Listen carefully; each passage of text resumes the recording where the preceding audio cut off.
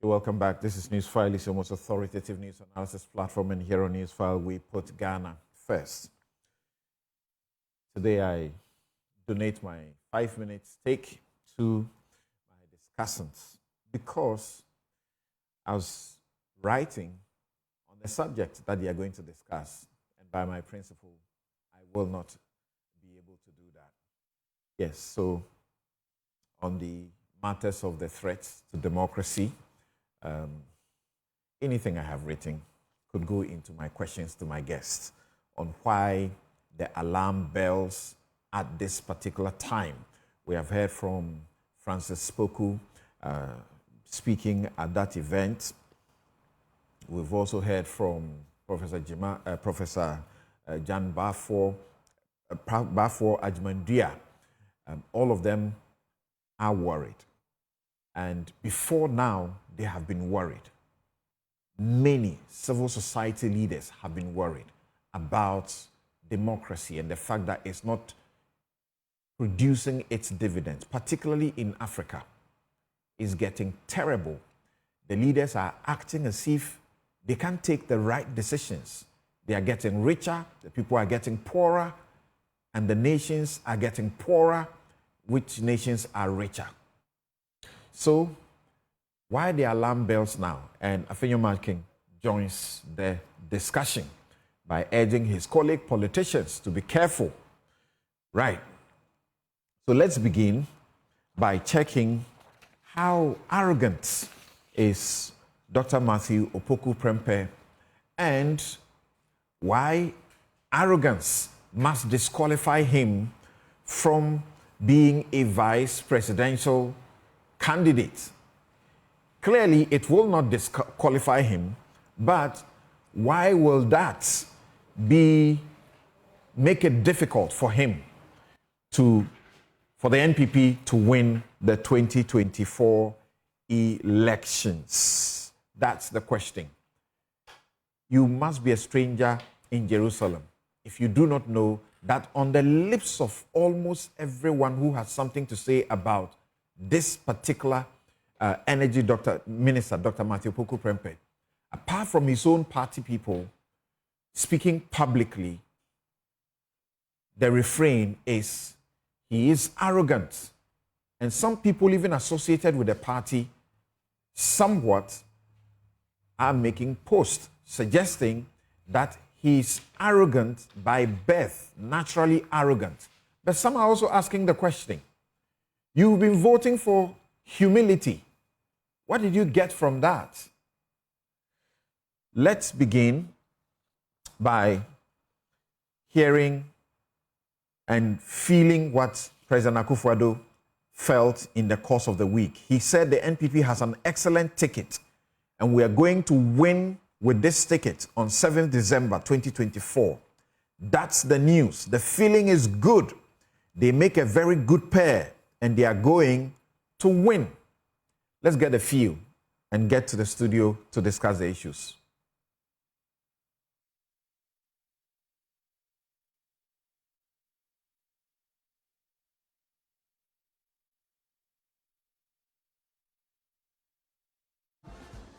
Yani pepe fia ya tete no ma ne nyini ha ni school kom ni bribia peja film no tia kwapem se nyame boaye o graduating in school bribia bani doctorate degree.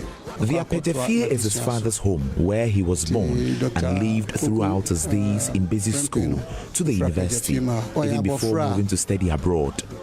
He has been a calm and humble child since childhood. He was focused on school and studies. He has always been indoors studying, and he took everything seriously.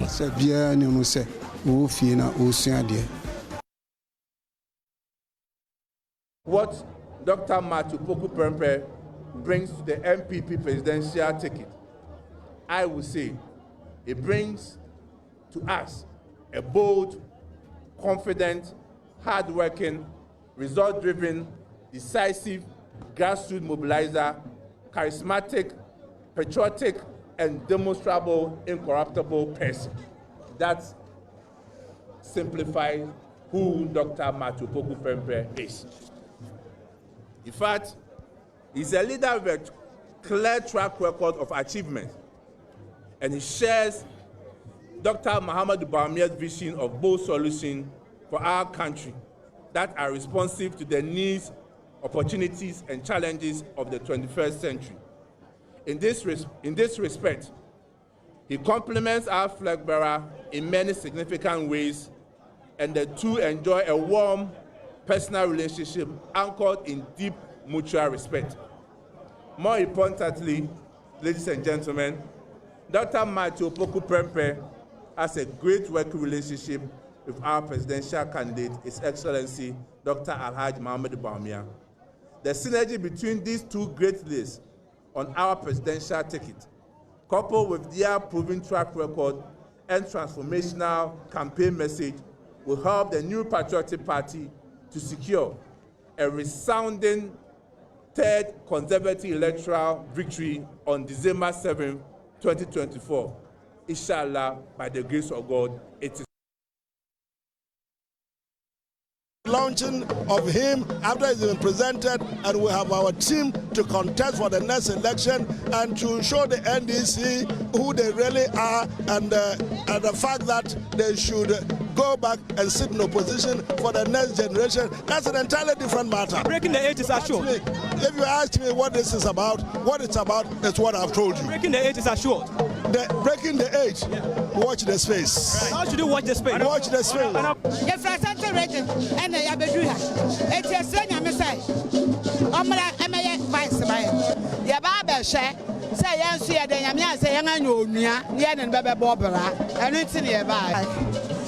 Papa Bawumia, and I who so be in vice. Eti the DNJ, ya do drive boat dome. I ain't na baha. Into if you are Orange Park. As you can see, the whole country is happy, Ashanti is happy, and as a youth organizer for a neighboring constituency that's mentioned, we are very happy, and it's going to help us making the breaking the age very simple. That is why we are all happy. The market women are happy, the young ones are happy, because Dr. brings extraordinary performance on board. So no wonder Dr. Bawumia selected him, and you can see he's happy. Well, I am very, very, very happy about this particular announcement. We, the Major South constituency, have been expectant of this particular information or this news. Yes, we have been from one stage to another as far as the appointment of Dr. Matthew Opoku Prempeh becoming the running mate of Dr. Mahmoud Bawumia is concerned. It has been a series of engagement from day one to today. And now, the National Executive Council, the National Executive have confirmed Dr. Matthew Opoku Prempeh as the running mate to Dr. Mahmoud Bawumia. We are very happy, as you can see, that everyone is in jubilation. And I think we are going to rally behind Dr. Matthew Opoku Prempeh to support Dr. Mahmoud Bawumia in breaking the age. National Council has just endorsed the nomination of Matthew Opoku Prempeh to be the running mate to Dr. Mahmoud Bawumia. The MPP has an excellent ticket, and we're going to win with this ticket in 2024, 7th of December. That's the news. That's the news. How's the feeling? Feeling is good. The feeling is good. Well, they make a very good pair, and they're going to win. Welcome back. This is Newsfile, the most authoritative news analysis platform. And so, in focus for this hour will be whether Dr. Mahmoud Bawumia, the flag bearer of the New Patriotic Party, has made the choice that will help the NPP to secure the 8th, as they have been seeking to do, or this is a disaster. There's been a lot of discussion around him, but we decided to keep a little bit of a focus on the arrogance tag. Where is it coming from? And why must that matter if he is arrogant? My guests are seated, and we have a Japamesa who has worked with Dr. Matthew Opoku Prempeh as his deputy, joining us by Zoom. Good morning, and thank you for making the time to join us, Japamesa. My pleasure. Good morning. Great. Good morning to your Right. So the last time we hosted you on this show, about 2 weeks ago, you were very, you were uncertain, which I suggested to you that you knew the truth, but you didn't want to share it at the time, that it was Matthew Poku Prempeh. But you were upfront that he was the best candidate to have, right? Yes, you're right. Indeed, I couldn't have been a mind reader at the time to know Dr. Mahmoud Bawumia was going to present. And let me repeat what I told you. I didn't believe you then, and I don't believe you again that you didn't know. Okay, so, but of course, I mean the signs were clear. Right. Clear, right. So let's think it was right. Let me go to Dr. Arthur Kennedy, physician, political activist, and chair, MPP Communications Committee 2008 campaign, the presidential candidate of the NPP that the country never had, the potential president that the country never had, the man who was adjudged to have had the most ideas and the best ideas, but without a deep pocket to support, for which reason he got a single vote, confirming the fact that the delegates are a sellout. You must have money, else you won't win in party primaries. Dr. Arthur Kennedy, thank you for your time this morning. Good morning to you all, and good morning to your listeners. Great to have you. And also because of your article about the judiciary, we are happy to have you this morning as well. Here in the studio, my good friend, I call him the rebel, Kofi Bento. Rebel in the sense of the ideas that he churns out, the novel ideas, the solutions that he's able to bring on his feet in a room of many people trying to brainstorm. He will quickly do a PowerPoint of the ideas in a way you will love it. Kofi Bento is lawyer and senior vice president, Imani Africa. Kweku George Ricketts Hagan, MP, Cape Coast South, and former deputy minister for finance. Gentlemen, thank you for making time to join us. Thank you. You have been away for a while. Yeah, we missed you. Okay, right. So, let's start with you, Kofi. Right.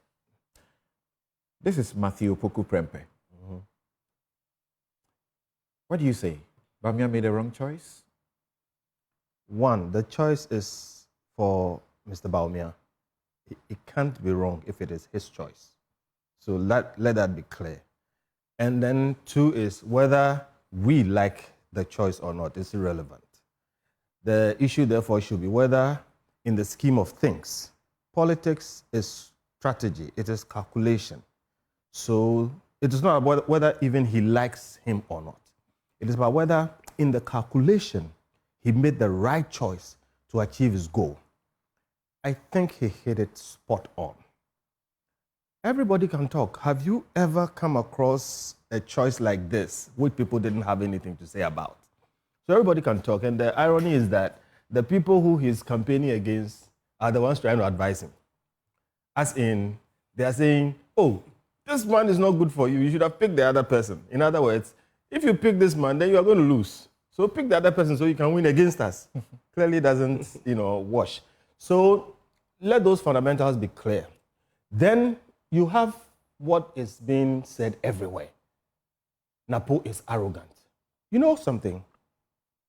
I think that's not so much a negative.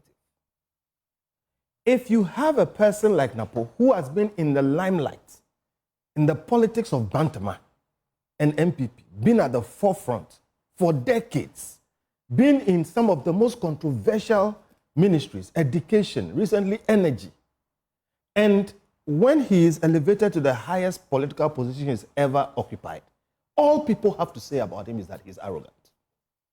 Maybe you will see the positive I'm talking about.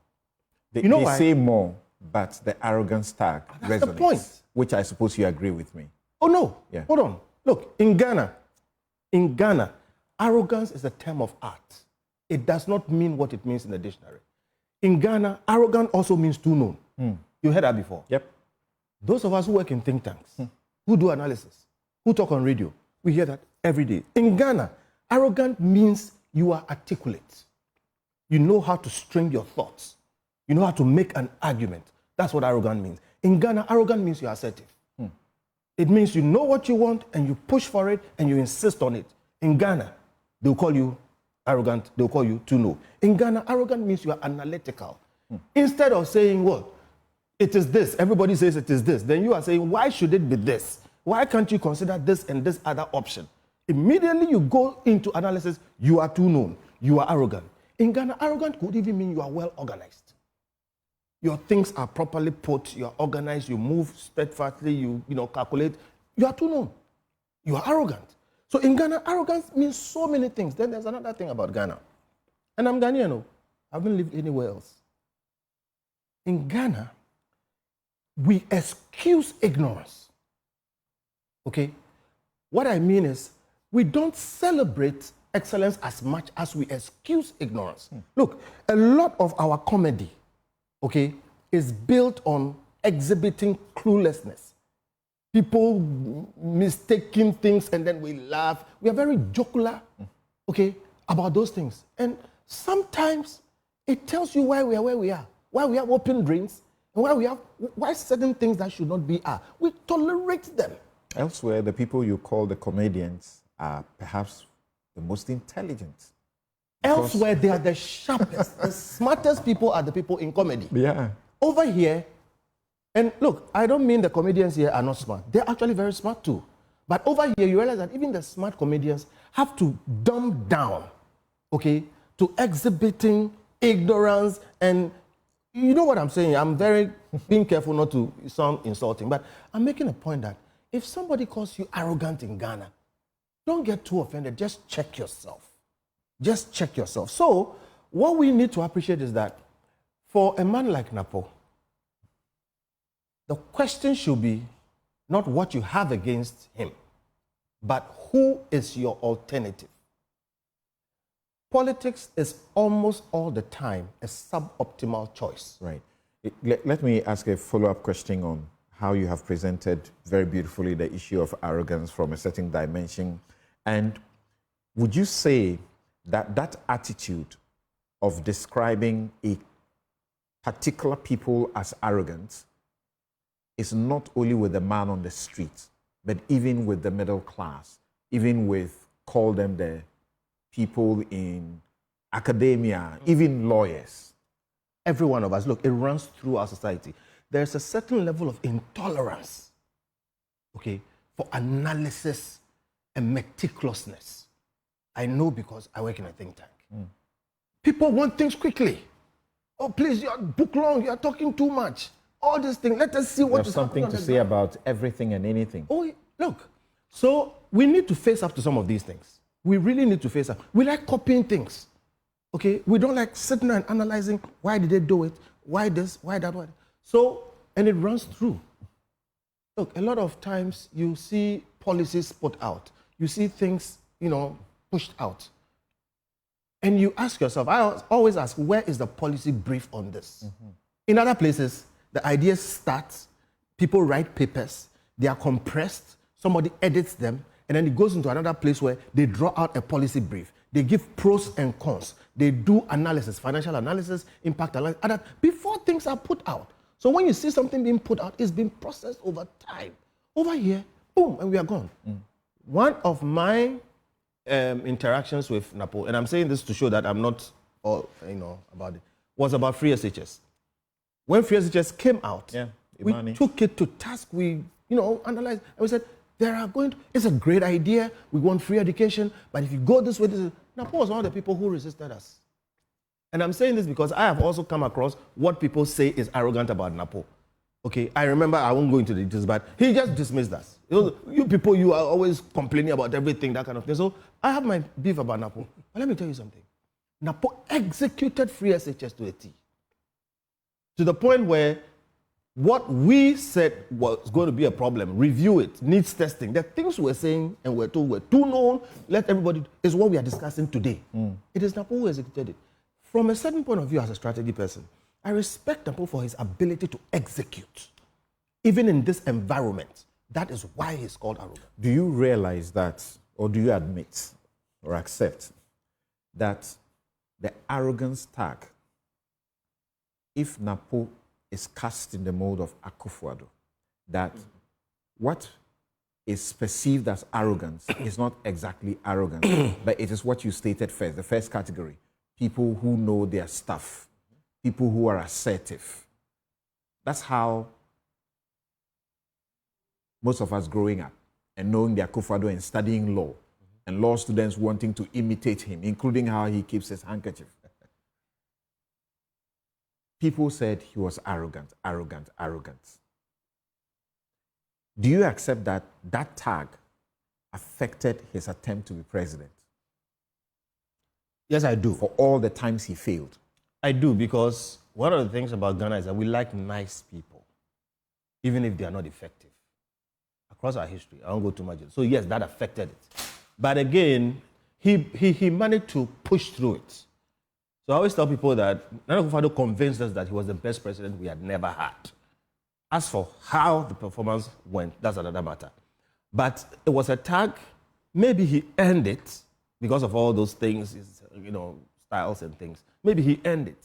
But you see, I don't think that should stop anybody from really achieving what you have to achieve, which is where I also think Napo's effectiveness comes in. Look, success is the best revenge. And I've explained why people call people arrogant in this country. But in the Ministry of Energy, until recently, the lights had stayed on. And even recently, I took a lot of heat by saying this is not Dumsor, because I know what Dumsor is. What we got is bad, okay? But it was not the same. And I'm saying that, given where he has served, Napo should have far more things coming at him of substance than just arrogance. So that tells me that there's something positive about the man. It also shows that the person who picked him is not just listening to voices. He did his analysis and has come to the conclusion I've come to, that show me your alternative to Napo. And if you show me your alternative to Napo, then we can discuss who is arrogant, who is effective, who is a better choice. Because politics is almost always a suboptimal choice. You don't get what you want. I will shortly play one video of him reacting to a journalist asking him a question, and ask you if you will advise him not to respond in that manner. I will, yes. And that appears to be his posture. And people see that and they say, that's what we mean when we say he's arrogant. Yes. And there are those who suggest they have gotten a bit closer, and they also still say, look, that guy is, arrogance is in his blood. I'll play that to you and have you share that with me. I will, but let's play it. And then tell me whether you think it is justified. Those who say he's arrogant, they are justified. But before we get that and get your response, again, very deliberately, Ejapa Mensah, I'm coming to you. Knowing that the tag of arrogance affected Akufo-Addo's attempt to be president, should you not take any lessons from that?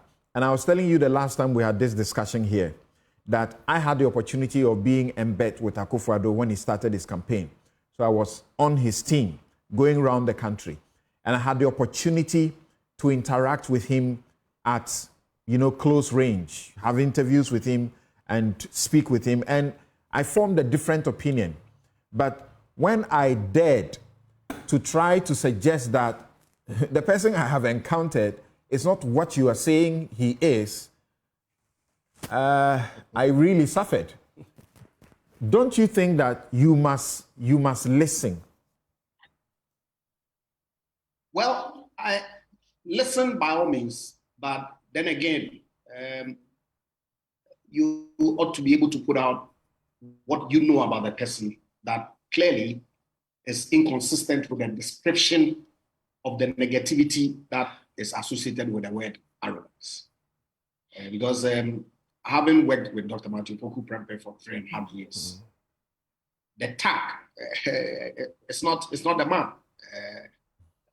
Indeed, Kofi has articulated extensively the attributes that he knows is associated with him that makes people feel within the context of the Ghanaian environment that he is arrogant. But far from that. But yes, I agree. The commentary needs to be confronted head on in terms of how you then let people get to know that, look, as has been said, when you are assertive in this country, then you're arrogant. In fact, when you sit on the bus and the driver is misconducting himself and you dare suggest to the driver to be careful, you might get other passengers attack you and say, well, that's expected, but that's precisely the reason why you have to speak, okay? Because, look, meaning of arrogance is an attitude of superiority manifested in an overbearing manner or in presumptions, claims, or assumptions. Napo you work with him, he's not overbearing. Members of parliament in the lounge and eats lunch. If he felt superior, I'm not sure he would do that. Napo is a man who has engagements on a constant basis, walks into my office. He calls me bro. If he was superior, he wouldn't do that. He comes to my office to have meetings. When I go to tell him that, look, people have come to engage with him, let them wait in the office, I'm going to come over. He works there. You know, he sits with the Ministry of Energy staff where I work with him to have a regular stories. And I'm not so sure whether if you ask anybody who has worked with him at Ministry of Energy for the past 3.5 years, the attribution that he is arrogant would be what they would attribute to him. Far from that. I mean, he is, look, 2 days ago when he was announced, Joy FM interviewed me on I believe, Top Story. I was completely awash with emotion because I'd always hoped and prayed for him to be Dr. Bawumia's running mate. Because my first encounters with him, of course, I knew him as colleague members of parliament during the first term. Anytime that I needed to meet with him, I go to his office at 6 a.m. That's how early his day starts at the Ministry of Energy, Education at the time. And subsequently, when he came to the Ministry of Energy, we've had conversations, you know, on several issues. When His Excellency the President appointed me to be his deputy, he called me that, bro, President has told me that he's bringing you over to work with me. Come home and let's have a conversation. I went to his house. We had discussions deep into the night. Okay, he told me, frankly, that look, yes, he's human. Okay, all he wants is his work done. And so when he gets into the mode where he's exacting some deliverables from you and you don't deliver, he will scold you. And indeed, and in fact, during the course of the period that I've worked with him, he scolded me on a few occasions because his expectation had not been met. He is not the one who is going to sit for a deputy minister to delay him meeting a certain trend line or anything like that. So if that's what people describe him as arrogant, then I suggest that maybe Kofi Bentel's positive trait is what we all should aspire. Would you say then that he is like your bit of a Trump, of a character? I don't think so. Where I have hosted Napo on my show here, and I can tell you that he's difficult. I mean, when I say difficult, I don't mean arrogance. He says, yes, you can't try it. You can't. He will insist on a point, and even if you want to stop him, and for as long as he hasn't made a point, he will not stop. So my thing is that what you see him to be, for which people then say he's arrogant, instead of saying he's assertive, he's blunt, he's not diplomatic about what he has to say, so that he says, well, you say the people in Keta, what has happened to them? You are going to budget for them to take care of their circumstances because of a certain situation. If you did that, I will not allow it. He says in Parliament, somebody angers him, then you see him throwing his hands, in the air and using almost practically violent language and showing by body as well. A journalist approaches him. It's Dumso. What do you have to say? some years ago, you joined Kofi Bentil out there and you were demonstrating that, Dumsor must stop.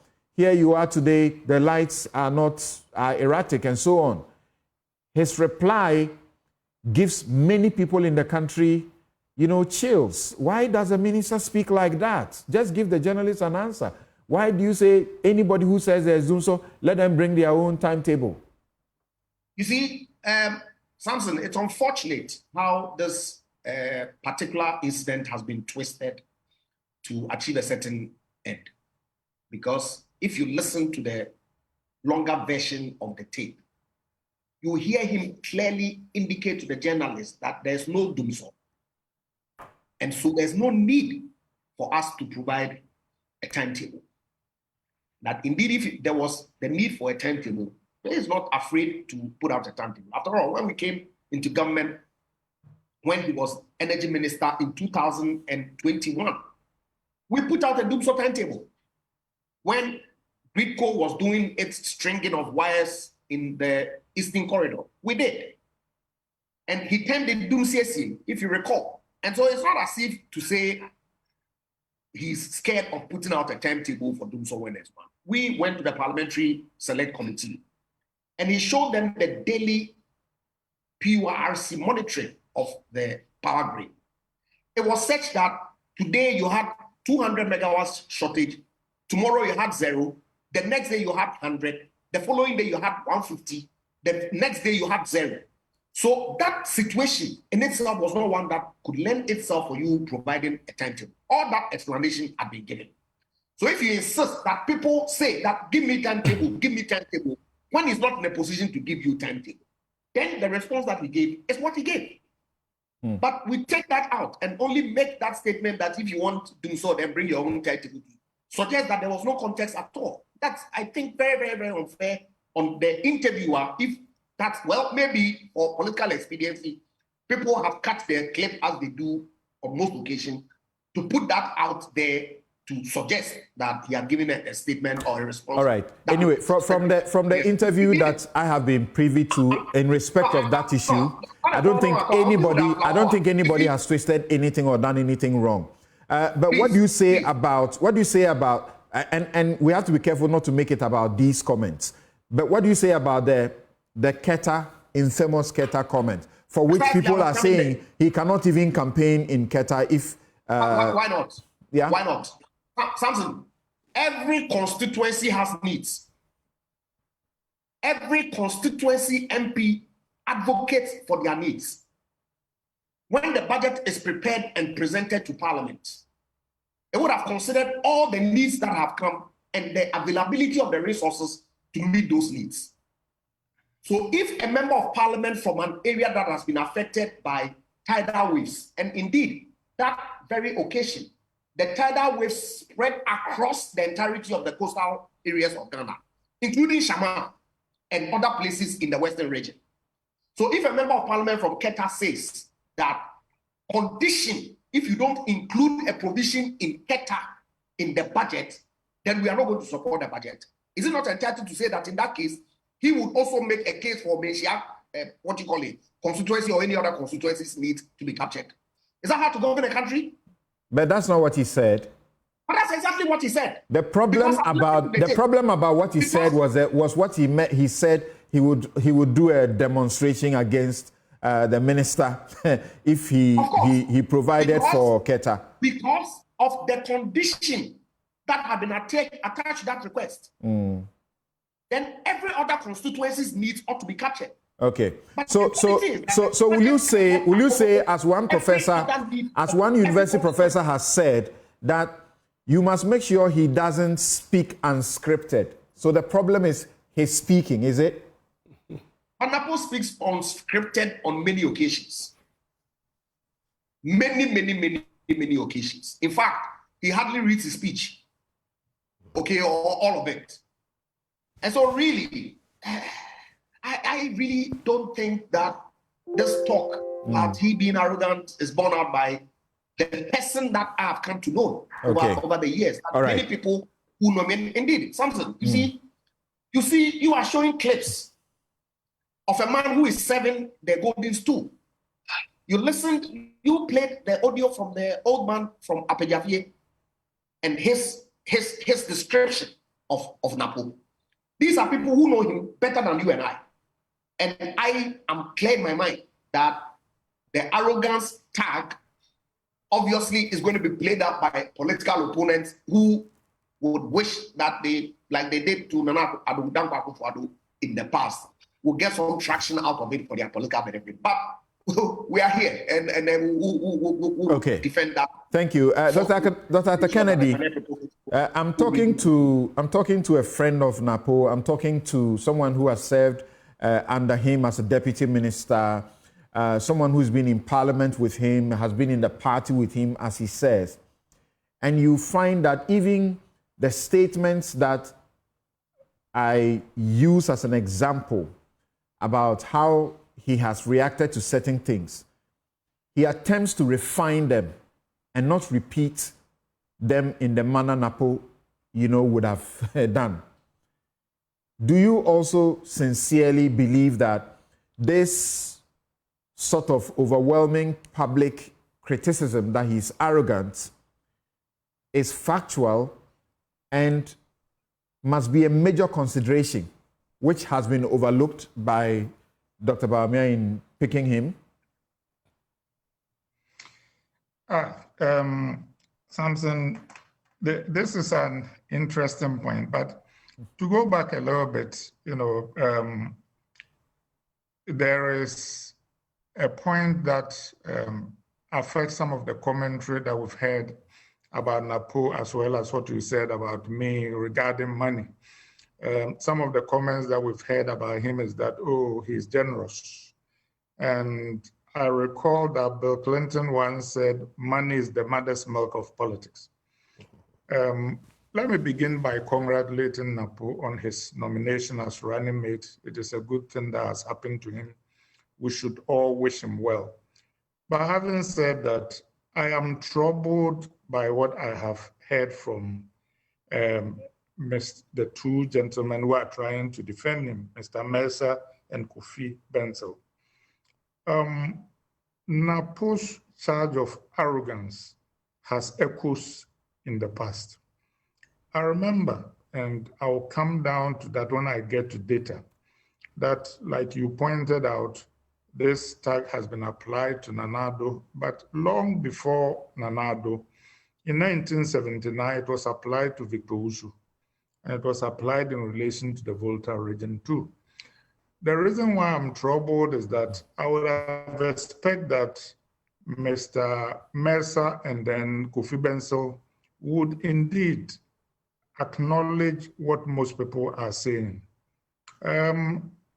Napo shouldn't have made the remarks that he made, both in relation to the Dumso timetable and in relation to the Keita Sea Defense Project.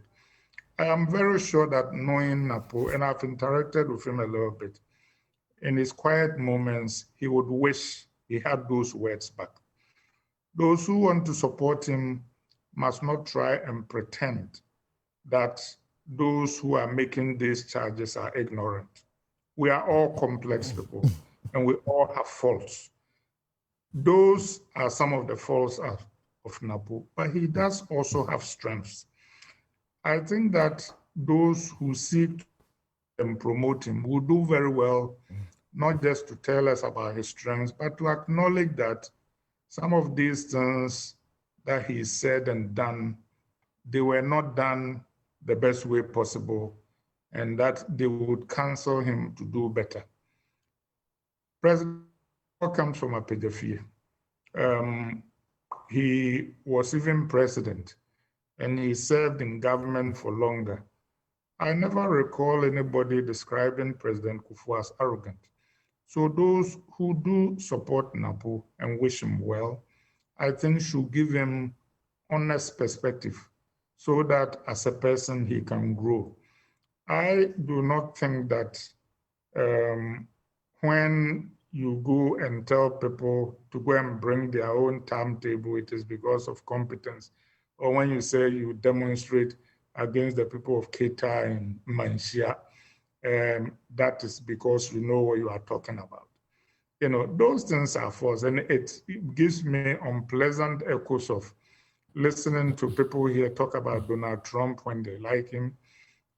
They seem to gloss over all his faults. You can see his arrogance and bad manners clearly in front of you, and they'll be swearing that none of those things are true.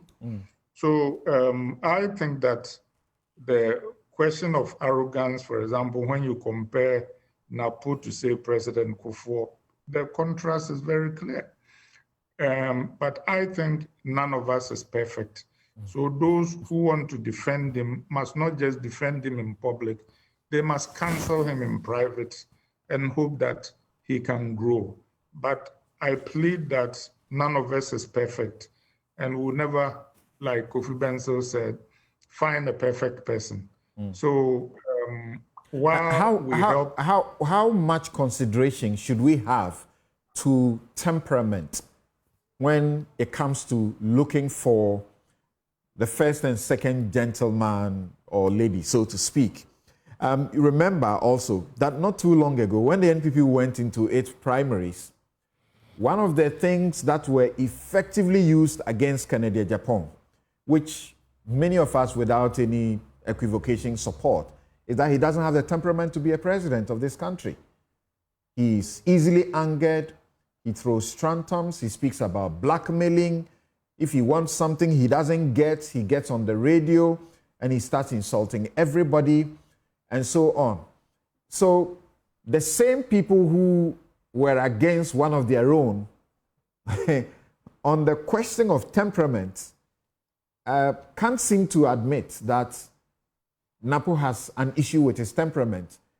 Even if he doesn't, that there's such an overwhelming, number of people in the country who think that is who he is, and a bit of an admission, and as you have just counseled, will be useful. What role should temperament play in deciding who becomes president or vice president? It should play a big role, and I believe that, of course, arrogance or losing your head is situational. So yes, it matters. And I wouldn't go as far as Mr. Bento to call what is obviously a flaw a strength. It is not a strength, but having said that, Napo have strengths. Like the deputy minister has pointed out, yes, he's hardworking. I disagreed with how free SHS was implemented, but I think that he worked very hard in trying to implement it, and on balance, he's been one of the best ministers of Nana Akufo-Addo, who, by the way, I am told had other candidates that they prefer. And talking about the arrogance that you talk about relating to Kennedy Japan, this search for running mate and even before them for presidential candidate has had hypocrisy and inconsistency written all over it. I mean, there were a lot of people from Ashanti who didn't think an Ashanti deserved to be the presidential candidate just because he was an Ashanti, aka Alan. And all of a sudden, when it came to the search for running mate, they were insisting that an Ashanti deserved to be running mate. Try explaining to a simpleton like me why an Ashanti didn't deserve to be the presidential candidate, but he deserved to be a running mate. I still haven't been able to wrap my mind around it. But to come back to this, yes, indeed, temperament matters in being president and vice president. In even American history, there have been people who have bad temperaments who've been president, and sometimes it has worked. Andrew Jackson comes to mind, Donald Trump comes to mind. So I think, though, that those of us who watch politics hope that he grows. For example, a lot of people don't know, I worked with Professor Nana Jane Opoku-Agyeman when she was vice chancellor, and I was a physician in Cape Coast, and we had a famous clash that most people there know about. But I still think on balance, she's a very substantive person and that she will make an excellent vice president. So I do not think we should look for perfection. I just think that those who like Napo should not gloss over these weaknesses, because these are moments when maybe he can be cancelled. And by the way, I had the same view about Nana Akufo-Addo. I thought that a lot of people at least think he's a failed president and he's been arrogant and dictatorial in the MPP and is giving the MPP a bad name. Part of it is exactly what we are seeing today, that when he was a candidate and some of us were trying to shape his behavior and to counsel him about things that will lead him and his future government into trouble, there were a lot of sycophants who saw no faults. So I urge my friends to take on board what the public is saying. The public has wisdom. All right. And it all of us to be guided by the wisdom of the public. Thank you very much. Now, Kofi, watch this.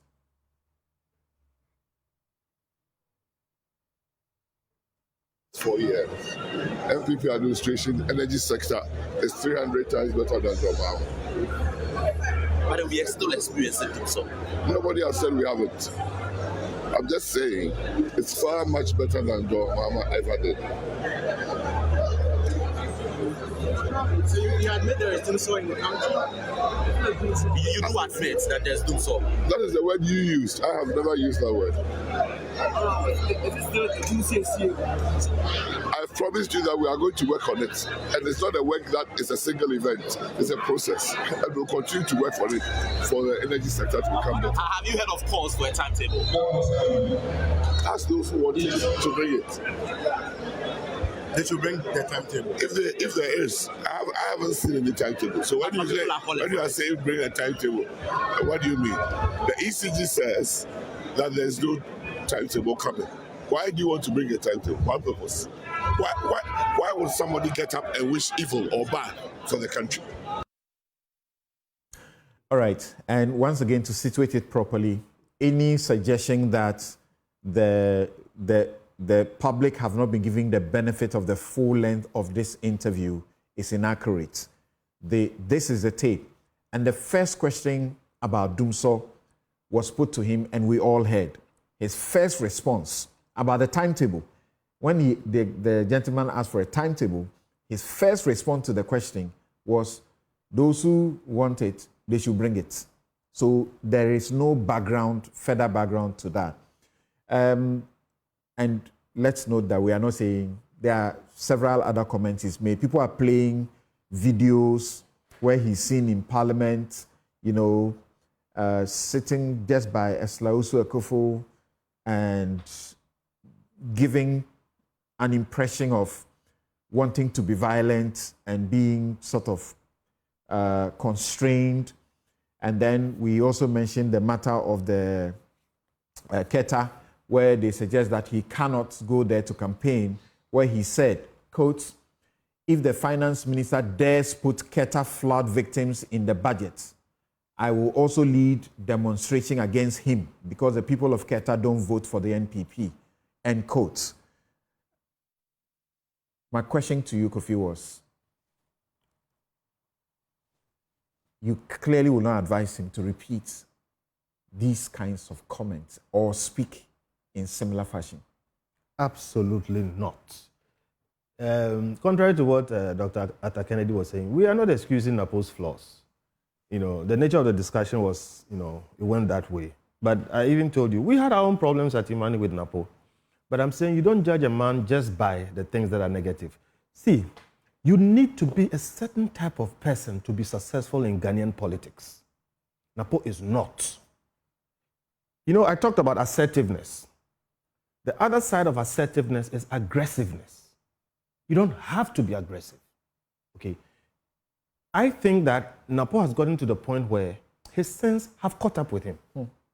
And much as I say he's the best of the lot, it is not because I got up loving Napo. I told you our problems. But I'm telling you also that, but for Napo, we would have lost the Tamale refinery. I'm one of the people who is fighting to prevent the sale of the Tamale refinery to some people I believe are cronies. And it is Napo who has stood to back that effort quietly. I can go on and on and on. I don't want to create problems. He needs the Gen Zs of Ghana to rise up and support him. Well, if they don't, Napo is a one-man effective machine. So, short. These are the things that are wrong about Napo, which I don't advise him. But if he asks me, I say, boss, tone down this, because you need to be a particular type of person to succeed in Ghanaian politics. And some of those things Napo fails at. He fails at. But you see, here we are in this country today. And we are saying, we don't want some of the attitudes of this government. Governments that at the point we fought to come in, we have been objective not to say the government has failed, but there are individuals in the government who have done a good job. One of those individuals is Napo. And then we are saying, if this government is going to continue to break the eight, we don't want them bringing the old guard and the people who are... Napo is the one person in this government who will stand up against his colleagues if he believes they are going the wrong way. Okay. What do you say to somebody who say, you stick out your neck for Dr. Bawumia, that is the best we can have in the circumstances? Yes. So you should not be heard to criticize his choice of a vice presidential candidate. I am not criticizing his choice per se. I started by saying it is his prerogative. To that extent, he can't be wrong. But I'm saying no choice is perfect. Right. No person is perfect. If you want to criticize a choice that has to be made, then give me your alternative. And it's, look, I've said this when I was talking about Dr. Bawumia, don't compare him to the Almighty. Compare him to the alternative. Whoever you think is a better person to partner Vice President Bawumia, name the person. Then you will see the pluses and minuses come into contrast. So again, Napo is I have done the analysis personally. And Napo is the best of the lot. They all have positives. But look, I'm looking for somebody, one, who, although was part of this government, succeeded despite the mess. I'm looking for somebody, one, who, although was part of this government, stood up to some of the people that I consider were a problem in this government. I tell you, Napo was one of those people. Okay. I'm looking for somebody who is a Ghanaian politician and is a nice person, but also assertive. But in this case, I think Napo should just tone down a bit, because we Ghanaians, we like things in a certain way. That is why you and I will not succeed in Ghanaian politics. Okay. We have to be straightforward. Right. Right. Now, see, the things Kofi talks about, there are some of it that some of us suffer. And I don't put myself in the class of the guys like the Bryce Simmons. Okay, I've gone elsewhere in the country, far away, millions of miles away, and Bryce Simmons' name has come up in meetings, you know, and I feel proud to be associated. But see how he gets attacked. And some say, you are too known. That's arrogant. I know many in your party don't exactly like somebody like Asa Nkrumah. Because these are brains. You can't run away from the fact that these are brains and you need them in your country. We don't know how to treat like our brainy kids. Oliver Bakavomawo, okay? Brainy kid. I use kid. We don't know how to treat them. He's organized a coup on Facebook. So his PhD has to suffer. He has to be going to court. I mean, wasting the guy's precious youth. So he's attacked. He's too known. That's what Kofi is telling you. Is it really about somebody being arrogant, or they are knowledgeable and we just simply hate knowledge? Sometimes they'll say, that's, to say it another, they say, you are Nigerian. It's assertive. Among lawyers, among judges, those who are assertive, who are achievers, very effective, they will hold you to the time, particularly some of the women judges. The lawyers don't like them. But we know that they are the ones being most effective. That's what he's talking about. What do you say? Good morning, Samson. And good morning, Kofi. And our friends on Zoom.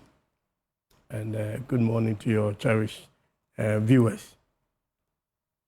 First of all, this morning, arrogant is beginning to look like a good word. Nobody said that. Nobody says that. But, And I like, you know, the way Kofi, you know, described things that are perceived in this country, that someone is arrogant. Now, first of all, on Napo, as I know him, and he's been a friend. I mean, he's not a friend. I go and visit him more. We've been friends for the last 12 years, obviously in Parliament. So he's my parliamentary friend. One-on-one with Napo as a friend or somebody, you know, I've had a lot of intellectual, Napo likes intellectual discussions, by the way. And I think he went somewhere, I think, to my old school for some conference, and that's University of Chicago. And I don't know what he heard about me. So he came in and we started a lot of intellectual discussions, all that. One-on-one, he's a fantastic guy. Hardworking, as I have heard. But, you see, there are positive attributes that Kofi, you eloquently, you know, brought out about people that are perceived to be arrogant. But there are also negative attributes as well. Yeah. That when somebody says you are arrogant, it could also be, or it's perceived that you are not somebody who listens. And that is the troubling bit. Now, it must be a very difficult, painful choice. I mean, I wasn't there, but when I look at the scheme of things and who Napo is and all that, must have been a very, very painful choice by Dr. Bawumia to choose Napo as his running mate. Because, as we've just described here, Napo comes with excellent attributes, hard work, and this, that, all that. And let's not run away from it. There are those who suggest that it's not a question of choice for Bawumia. His hands were tied to this. He had no option in the matter. Well, I do agree. That's why I say it must be a painful one. Because I think the justification, and I'm not quite sure, Kofi, if, well, I don't know the lots. You probably have more information than I do. I don't know the lots that you are talking about that makes you think that Dr. Matthew Puku Prempeh is the best among the lot. Who is your option? Well, I wouldn't want to have an option. Exactly. I mean, I don't wish MPP well, so... I know. But by the way, I wish Napo well. Now, so when you obviously look at things, the justification for me, and he said his hands were tied, it's not what Napo brings to the table. I mean, in terms of his intellectual capacity and all that. It is not what Napo brings to the table, it's where Napo comes from. I disagree with you. And that is the Ashanti region. I disagree with you, but it's your time. And for me, that is what makes it a painful choice for Dr. Bawumia to... This is a guy who probably will bring something to the table, but his hands were tied because they felt that the Ashanti region could become a problem for the MPP, and for that reason, somebody like strategic Napo, thinking. Yes, Napo will take the. Could be strategic thinking can be painful. Mm-hmm. So you see how difficult it can be. I can see how you appear to want to think deeply before you say what you want to say. We are in this country, Chachuchikata, for example. In the NDC, that's the figure of legal illumination. Many outside of the NDC agree with that. But the NPP largely will say that's an arrogant man. Right? I suppose Akufo-Addo would not say so. because he sat at the same bench with him, at the same bar with him to do cases together, and they know each other. That's the problem. You still don't agree? But here is that people may appear brash, here is the thing, provocative, but they are not exactly arrogant. But Samson, hear this. You can actually be all the positive things, and I come to you, Kofi, not because I'm trying to pick on you. All the positive things that Kofi has said that is perceived in this country to be arrogance.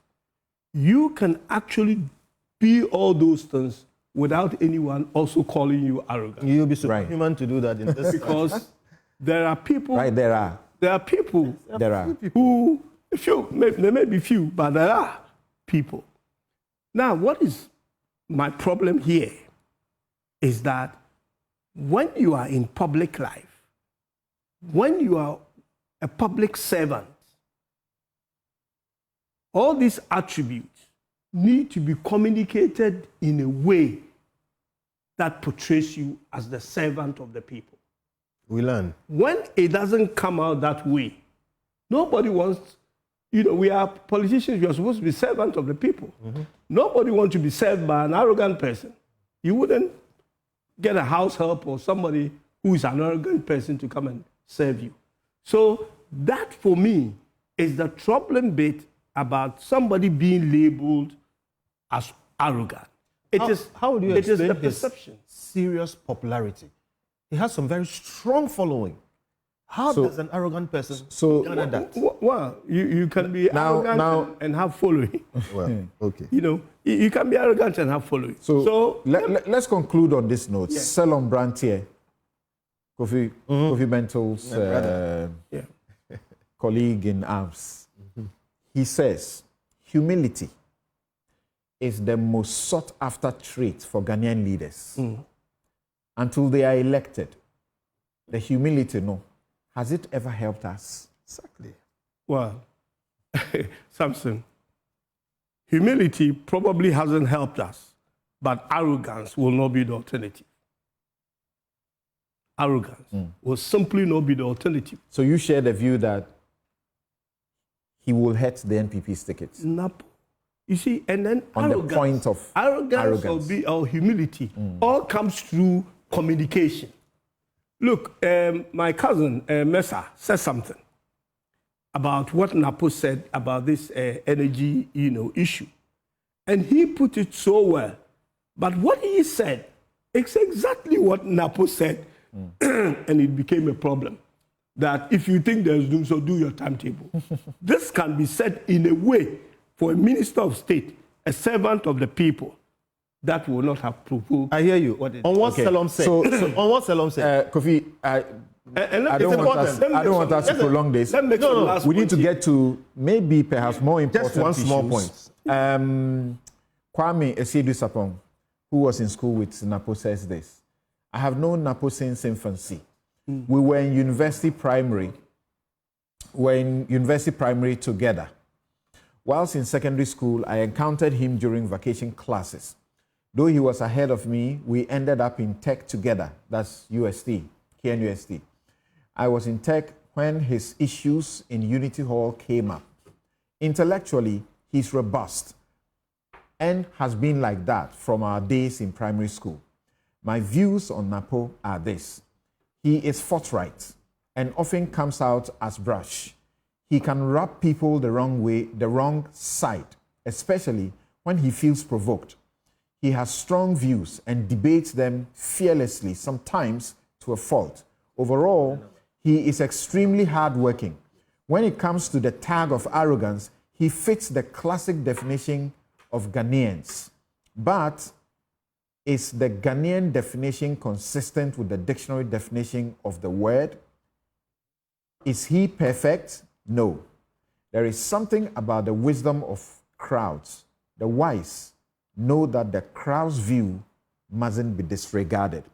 So for all of you who are playing the ostrich out there within the NPP, including those of you who say, oh, Samson has an agenda, so he set up to discuss arrogance about him. Check all your Twitter and your Facebook comments and media conversations since his name came up. the word arrogance has been associated with him. It's not about me. The biggest. Okay, so you conclude your point. Yes, Yeah. I had a small point. I could just suggest it. One troubling thing for me, and I said, Napo is a friend. He is arrogant. And that is the perception. One thing that troubles me is by the time he made that comment on the energy thing that, he must have known that he's going to be the running mate. That's not too long ago. He either knew or he knew that he was being seriously considered. And we're suffering under the erratic power. Yes. Now, people can change their ways when they are looking for something or when they know they are going to get something. Napo is not that type. He was not troubled whether you're going to be a running mate or not. And that one will not prevent him from... Okay. And my advice to him is that he will need to tone down in terms of communication. All right, just go quick. On what Selom just wrote, what has humility done for us? Look, humility is a good virtue. But however, put in context, this is the point. Napo is too abrasive for Ghanaian politics. I think he must then take your advice and then tone down. Yeah. But what I was saying about the arrogance issue, some looking positive, is that we are not complaining about Napo's work for over 20 years. We are now just talking about his style, okay? And at this point in this country, are we looking for somebody who is effective or somebody who is just flowery? Like you're saying, even when Napo knew he was in contention for the vice presidency, his true nature came out. And I'm not excusing his true nature. But look, I want to see effectiveness. I want to see people who achieve things, who execute. All right. Okay. And then we'll advise them on how they conduct themselves. Okay. Thank you very much. Yes, and then as you may have seen, we put up a comment including by Professor Ali Duseidu, head of Political Science, University of Ghana. He says, we have just 6 months to elections. Yes, you can convince the people, the MPP supporters, that this is not how Napo is, but we, the people outside MPP or even people within the MPP who haven't fraternized with him, how long will it take them to change their perception? And perception can be everything in politics. Thank you very much. We take a quick break. When we return, we will be asking, what is this sin that the Chief Justice has committed that Professor Kweku Azar, Dr. Arthur Kennedy on the Zoom with us, Kweku Ansah-Sari, former director of the Ghana School of Law, all angry and saying and joining the NDC, or the NDC rather joined, in saying that the CJ, together with the AG and the president, are acting together to make the judiciary an extension of the NPP. They are packing the judiciary. There are thoughts and preparations for this process that I've become privy to. I'll share some with you that may suggest that the criticisms may have been early and may be unfair, even though they are genuine. We'll be right back.